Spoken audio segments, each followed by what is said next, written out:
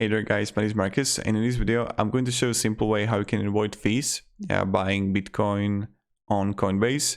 So let's start. The first thing you want to do is, I'm going to show the few ways how you can do it. We're gonna need Coinbase Pro, and the first thing you want to do is don't buy it through Coinbase.com. When you come here, buy Bitcoin 100 euro, and I'm going to preview the buy here. You can see right here the Coinbase fee, it's $2.99 right here.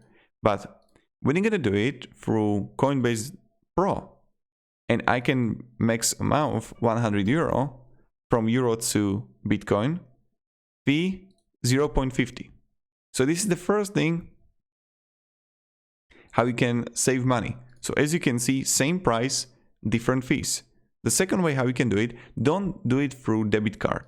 What you can do is to actually deposit money, click euro or whatever funds you have here, and you can go through SEPA transfer, continue, and add and pay it through like Pro Coinbase. Don't do it through Coinbase.com because you're gonna lose money again. You don't want to do it also through your card. You just want to do it only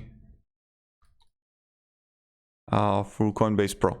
But also you can deposit money through Coinbase.com too.